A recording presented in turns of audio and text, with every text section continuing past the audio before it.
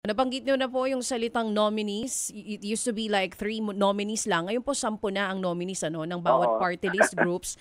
Yung pahayag ninyo, nabanggit niyo po doon na may mga nominado na nagbigay ng kulang o hindi malinaw na impormasyon po doon sa kanilang COMELEC forms. Tama. Ano pong pwedeng implikasyon nito doon sa transparency ng magiging halalan? At sinabi nyo rin, dapat busisiin hindi lang yung unang tatlo, maging kung sino yung 10 na nominees po ng bawat Mm. party list groups.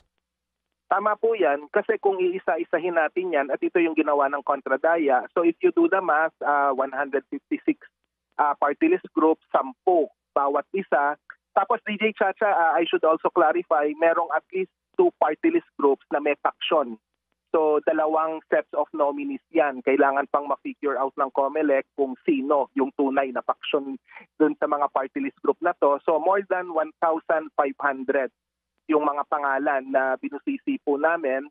So, limitado ang impormasyon. So, sa isang banda, we used to welcome yung sinabi ng COMELEC at yung decision ng COMELEC na i-upload yung CONA o yung Certificate of Nomination and Acceptance kasi nakatulong ito para matukoy kung sino-sino yung mga 10 party list nominee. Pero napaka-general ng details.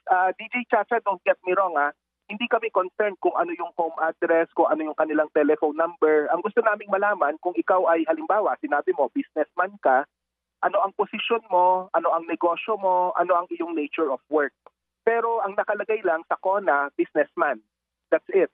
Wala nang iba pang detalye. Kaya, kumbaga, limitado yung impormasyon. Useful ba siya? Useful only to the extent na alam naming businessman tong taong to, kailangan na lang naming suyurin at isa-isahin kung saan nga ba yung kanyang negosyo. Kaya mapapansin mo, DJ Chacha, kung tiningnan mo yung dataset, nakapula na, di ba? Kumbaga red flag na. Yung nakapula, yung highlight ng mga pangalan na medyo kaduda-duda. At saka doon, honest din kami, merong mga magkakaapelyido na yun na nga, feeling namin dinastiya siya o kaya magkakapag-anak sa negosyo. Pero may mga pagkakataon na lalo na kung yung mga pangalan ay pamilyar, we were careful not to conclude na magkakamag-anak tong mga to until we're able to get the evidence. Kaya may conscious effort, DJ Chacha, talaga na babanggitin yung pangalan ng mga party list nominee pero nothing much will be divulged to the public. Let me just also clarify na may mga party list group na walang social media account, walang website. So, tsatsagain mo talaga na hanapin sino-sino ba itong mga to. Kasi tinatago talaga nila.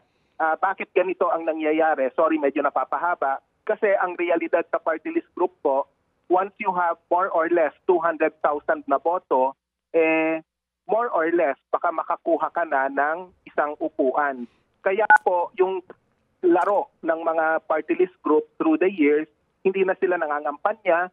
Minsan, pagka alam nilang may bailiwick votes na sila o may baluarte na sila, i-consolidate na lang nila yung kanilang baluarte and then saka sila uupo once they're able to get the 200,000 or so votes.